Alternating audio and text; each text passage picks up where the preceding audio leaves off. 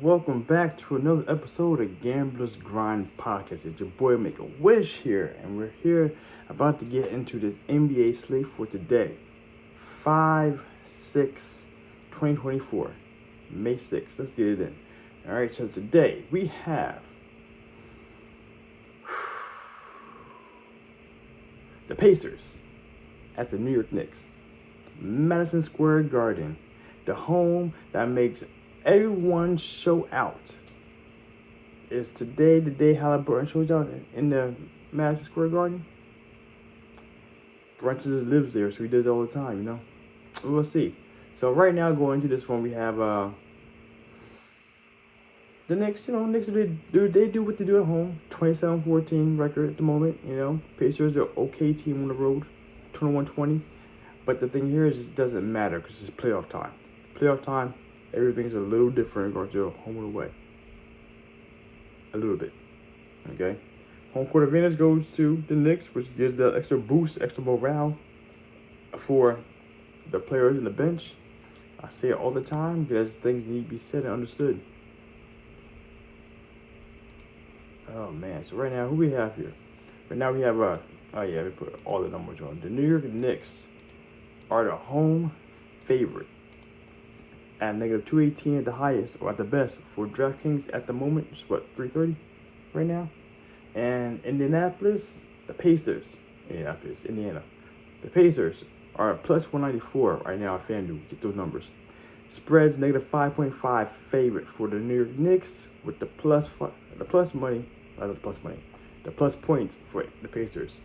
-110 for DraftKings, and ESPN Bet has the best right now, -105 for Indy. All right, and over under is 217.5 at the time of this recording. Like I said, numbers go up and down. I'm not gonna get into that right now.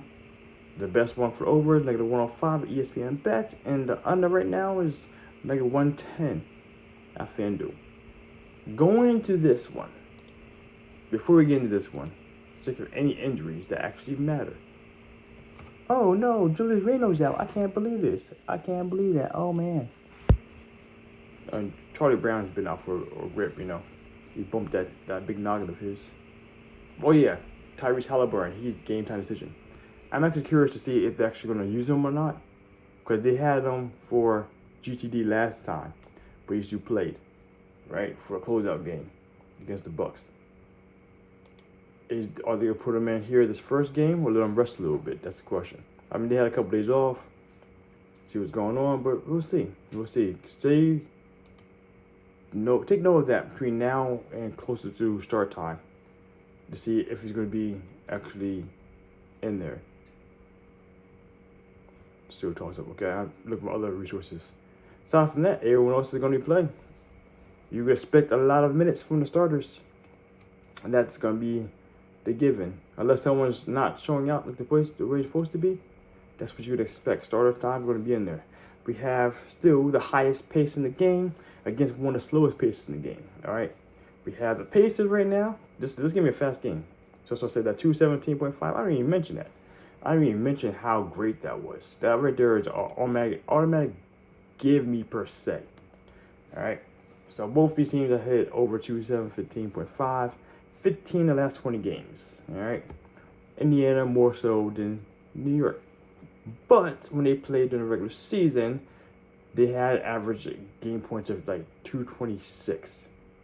So for the number to be as low as it is right now, I'm actually kind of surprised. I mean, the Pacers have slowed down a little bit with our boy Pascal Siakam in the lineup. But is that going to be that big of a differential right now? Only time will tell. Like I said, just to give you quick numbers. Let's see exactly where things do fall in regards to this. Pacers are still number 2 in pace. 102.1 possessions per minute, or per 100 possessions. I can't get the word out. Who are they playing? I just said Pacers are playing. I hate this happens. This is old man stuff right there. I know what I'm talking about, but do I know what I'm talking about? I'm just really that tired. Am I really that tired right now? Who the hell are they playing? I'm having an old man moment right now. The Knicks. Yeah, I'd have cheated that one. The Knicks. And the Knicks are still at what? Currently with their position. They are at a number.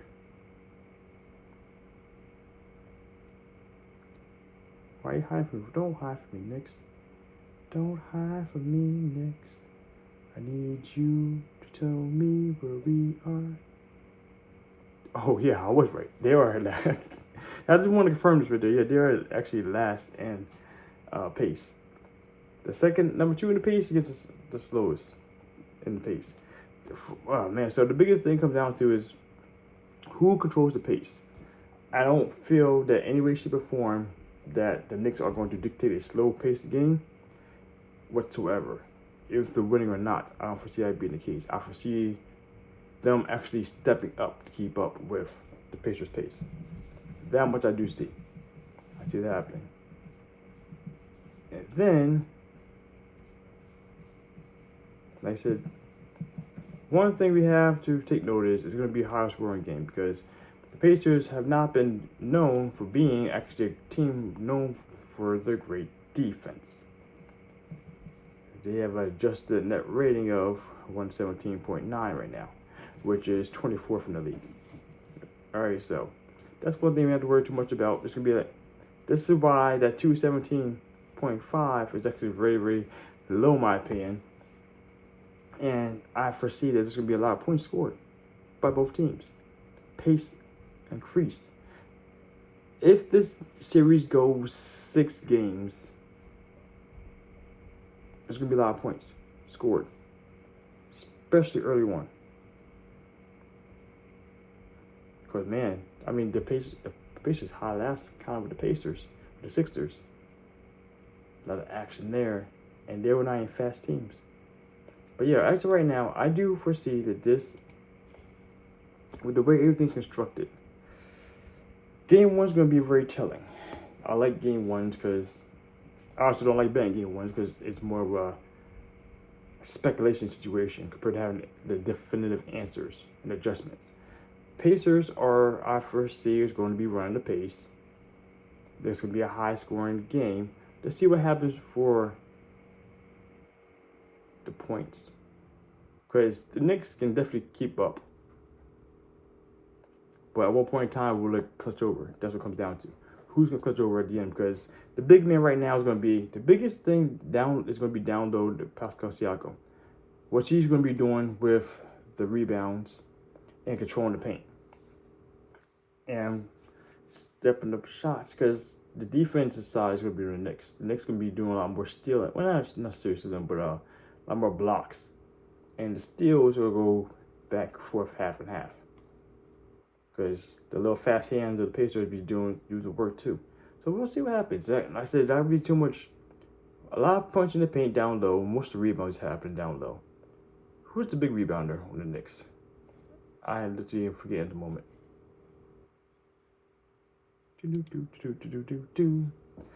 Yeah.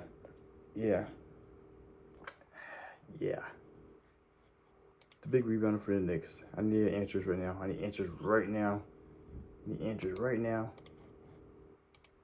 Because, like I said, I want to say it's the OG. But as of right now, being the playoffs, who's actually got to do most of the rebounding? It's going to go to Isaiah Hartenstein. He's the averaging most for them. And him competing with Pascal Siakam down low, I think the first game or two, Siakam's going to get a lot of rebounds. What's his number for the rebounds? I'm actually curious about that. I might play that prop. Is it going to be like an 8.9? 8.5? If so, that'd be spectacular. Because I might just charge that one right from the very rip. If I have any question. I'm really curious about this, huh? Pascal Siakam, I don't want to care about your double-double. I want to see about those rebounds, sir. What can you do for us? What are you going to do for us? Put your line at 7.5 rebounds. Ooh, interesting. And then for the for the Knicks, the last few times they did that back in February, they both were under. Interesting indeed. My boy is the power forward. The rebounds, actually, they got good defensive rebounds. Power forward, that's interesting. It's actually interesting right there.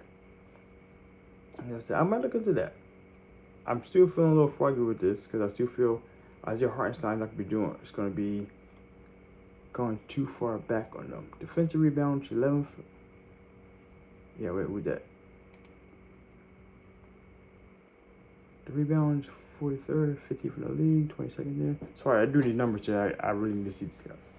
Oh, the 28th in the league. Okay, so yeah, rebounds ain't really too big of a thing. Oh yeah, is that the team? Yeah, this is the team. I think it was the Wizards for a little bit. No, they're actually not a very good rebounding team. But Pascal Siakam, he'd be doing a lot of rebounds and very heavy spurts. So just to verify what they're saying over that, whew, goodness. And what's this? 4, 5, 6, 7, 8, 9, 10, 11, 12, 13. 13 of the last 20 games, he has hit 8+ rebounds. Only 7 of those last thing. The last 2 games himself have been under. So I'm saying he'd be getting the rebounds. So actually, like I said, with Pascal Siakam being in there, he actually been one of the reasons why the pace slowed down a little bit. Things changed a little bit as they were reworking him into the system, into the game. So I'm doing a lot of talking about this game right now. I don't know why. I mean, I'm looking for my bets too, like I said before. So as of right now, New York, I mean, it is not very sustainable to be able to consistently do 35 to 40-point games every time you're out. Considering the fact that New York just came off of a 7-game. Sorry. No, they both came off 6 games. They both came off 6 games. They both had almost equal rest time. So this should be about equal, about even. The Rangers should go to New York in regards to the rest time because they were at home and he had to travel.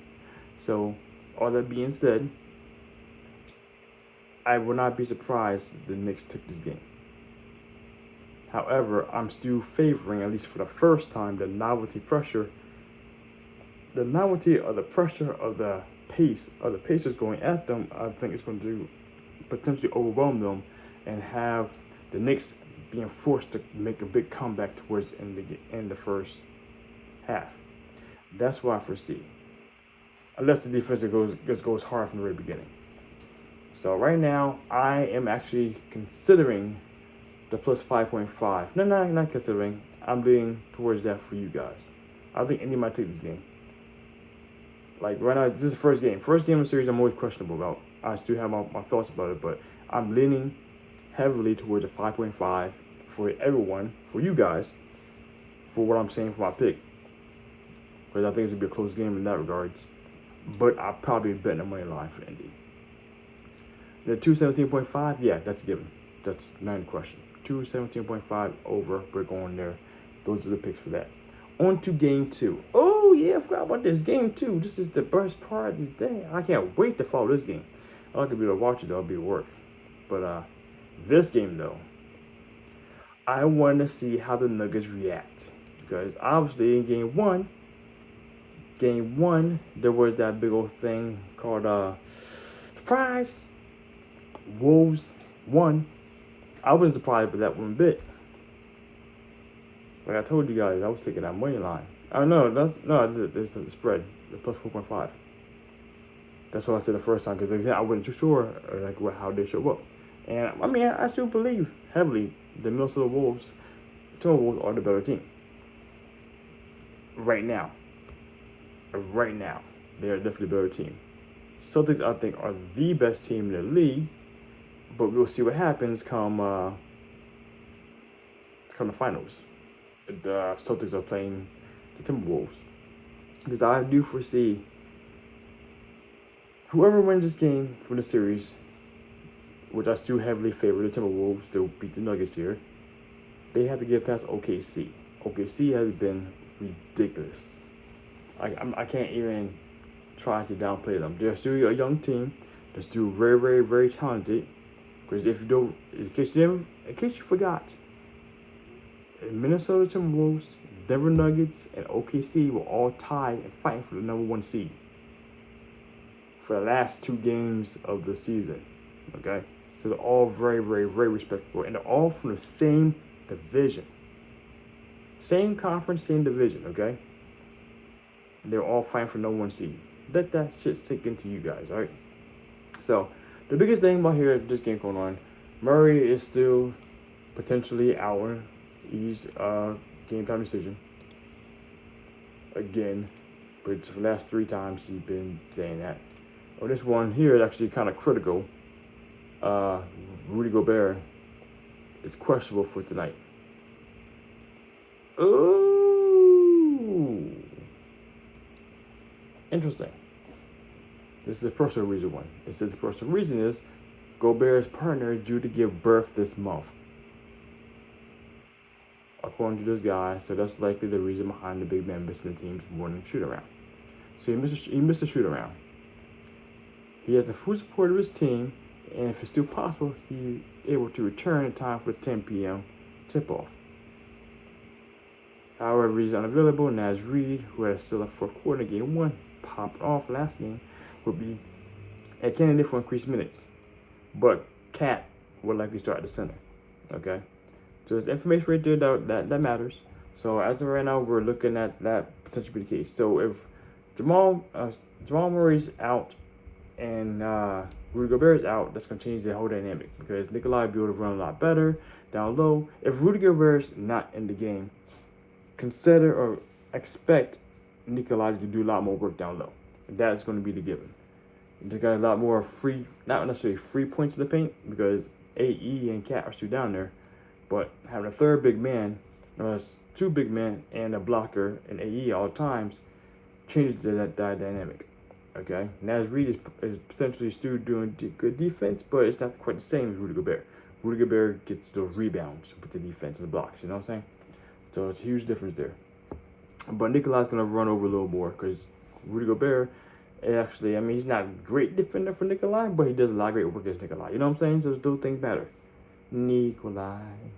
So yeah, right now going off into that tangent. Did I even mention these things? I did not mention these things. I started talking about this. Got the negative 250 for the Denver Nuggets. Because I guess they're expecting Rudy Gobert to be out too. And the plus 22 of Caesars for the Minnesota Timberwolves. Got the plus minus to 6.5 for the spread. DraftKings negative 110 for Denver. And Caesars 105 for Minnesota. And we have an over under at 208.5. So again, this here, the 208.5. Even though it's going to be a slower based game, 208.5 is the number we're looking at in regards to it actually being the number. Again, this is the last 15 out of 20 games that were happened the last time these 2 teams were actually there doing that. They were actually able to be over 208.5. So I do foresee that being the case. Again, especially with AE doing what he does.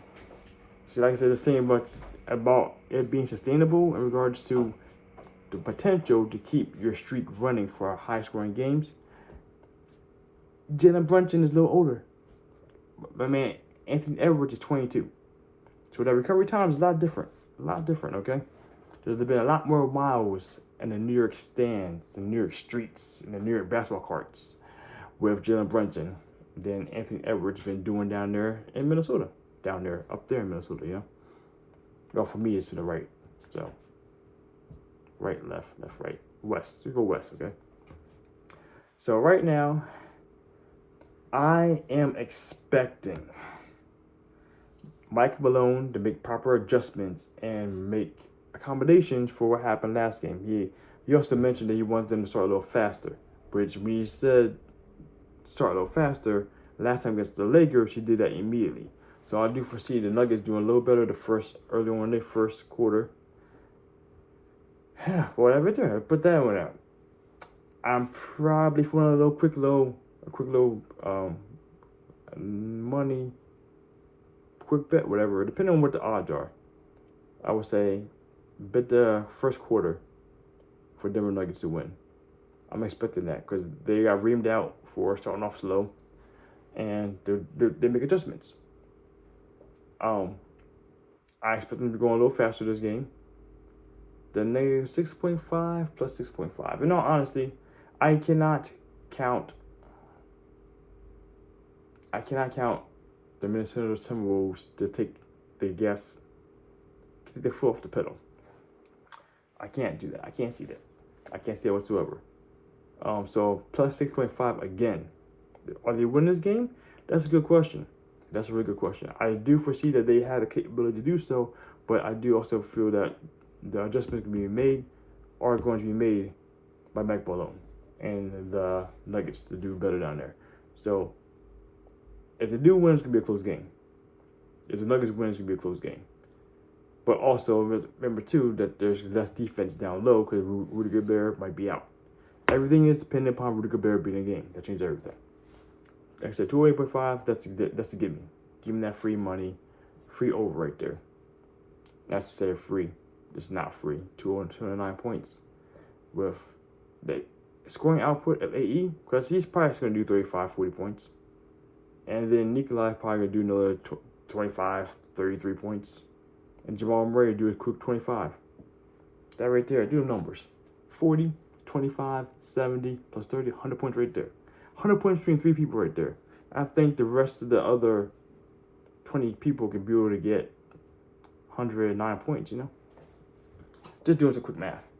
So that right there, at the end this parlay, this little slate, I'm foreseeing, again, for you guys, for the parlay, plus 5.5 for Indy.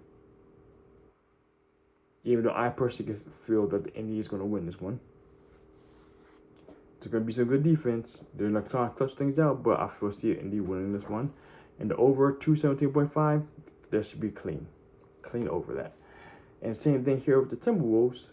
I'm expecting Denver to win this one for the comeback game.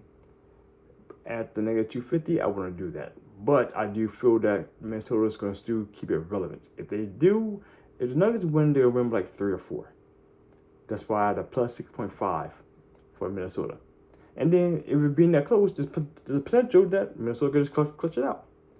AE might get a crazy block, get a pass down low, and get off the alley-oop, and bada bing, bada boom. Now they win. You know what I'm saying? 208.5. Over. So, one last recap. Indy plus 4.5 for the parlay tonight. Over 217.5. Minnesota plus 6.5. And over 208.5. All right? So, with that being said, happy game 1, happy game 2. Going to see things happening, make some adjustments for next game. Let's go get this money. Happy gambling grinders. Make a wish out.